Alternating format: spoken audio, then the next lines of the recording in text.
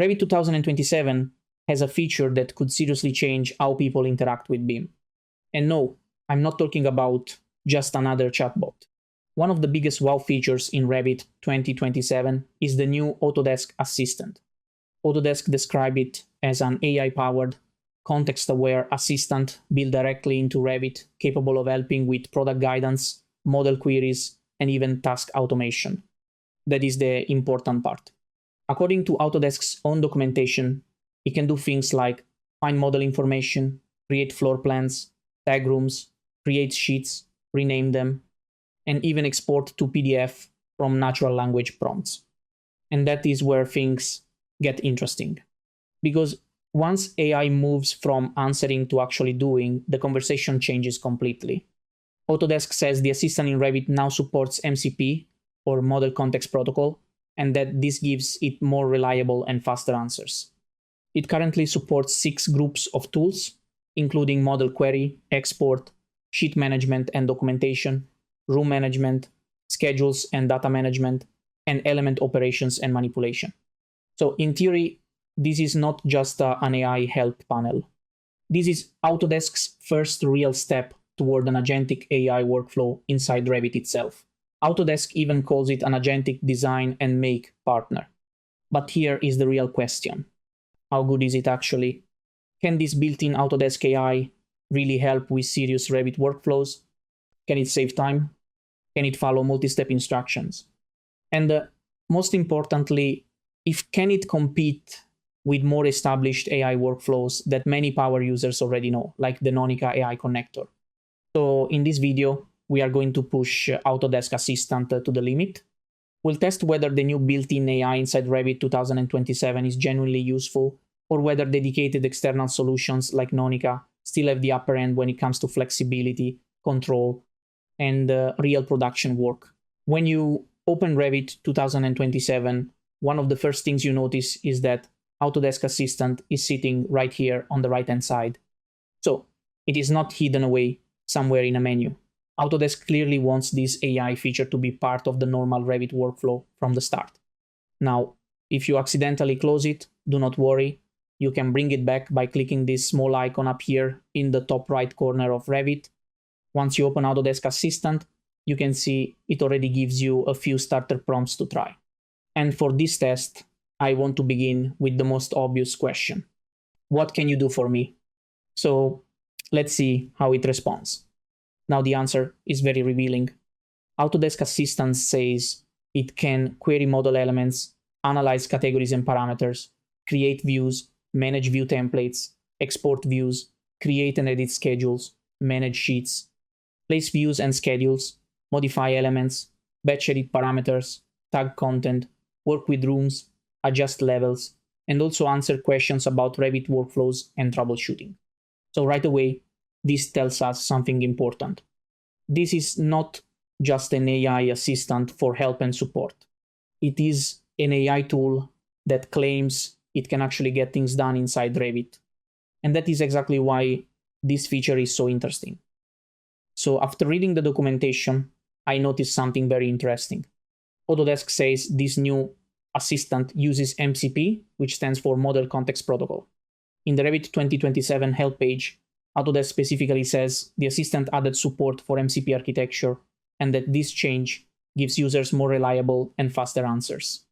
Now, whenever I see MCP, I do what I normally do with any AI tool connected to MCP. I ask it about the MCP itself. Because if a system is using MCP, I want to know whether it actually understands the tools it has access to, how it connects to them, and what kind of actions it can really perform. So I asked Autodesk Assistant about MCP. And interestingly, it could not really answer the question. That was a bit surprising.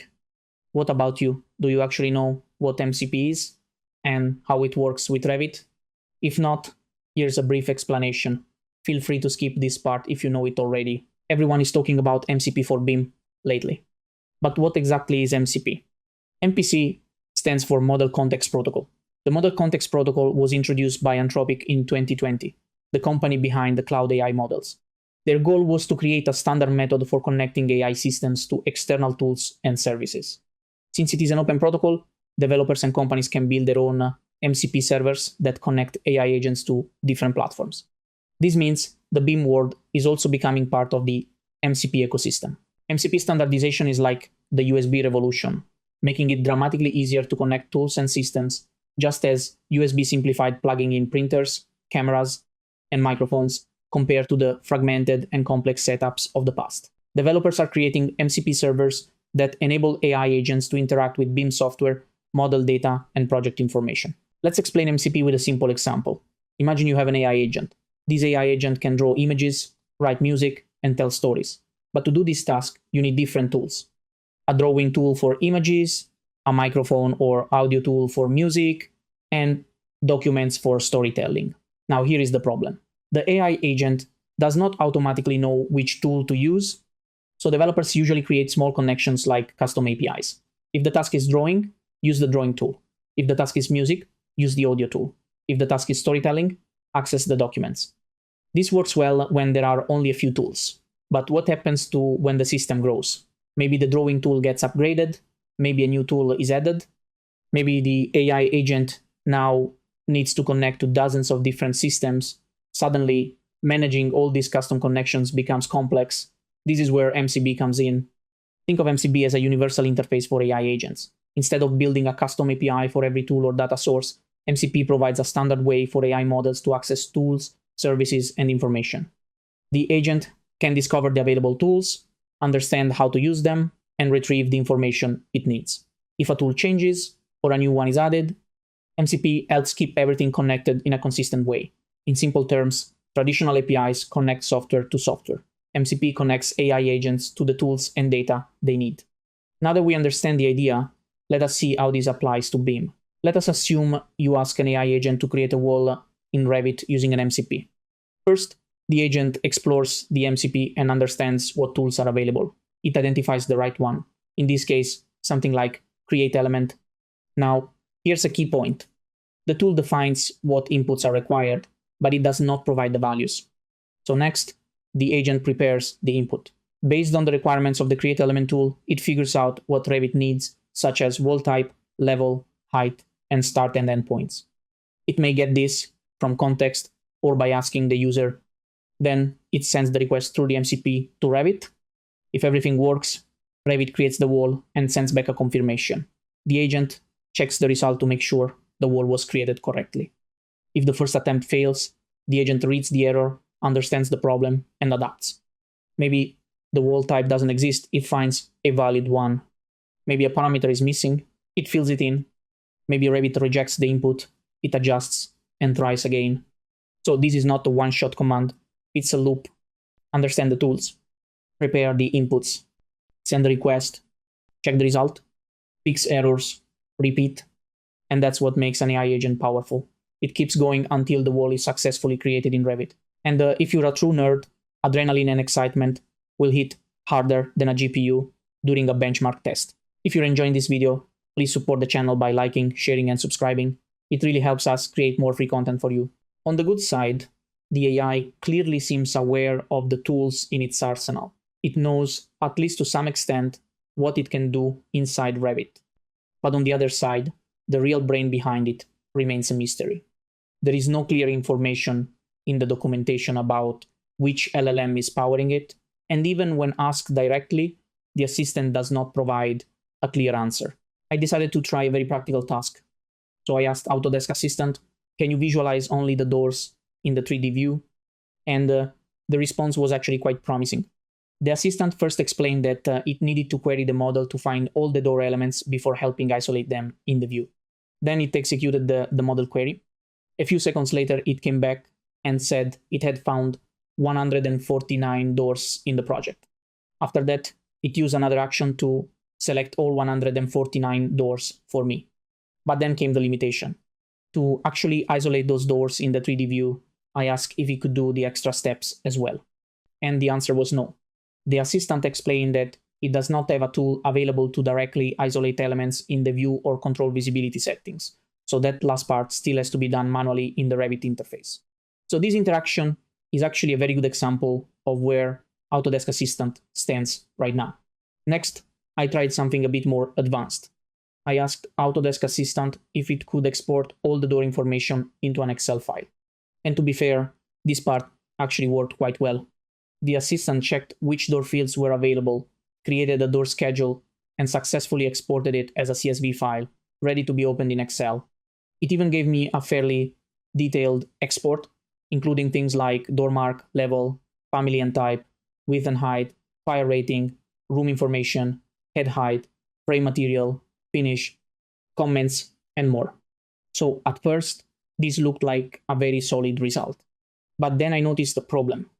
The measurements were exported in imperial units, and of course, for many of us working outside the US, that is not ideal. So I asked a very simple follow-up question. Can you export the data in metric instead? And this is where the workflow broke down. The assistant explained that it did not have a direct tool to change the unit system for the export. Instead, it suggested that I manually change the project units in Revit first and then ask it to export again. So once again, the AI got me part of the way there, but not all the way. It was capable enough to create the schedule and export the data, which is genuinely useful.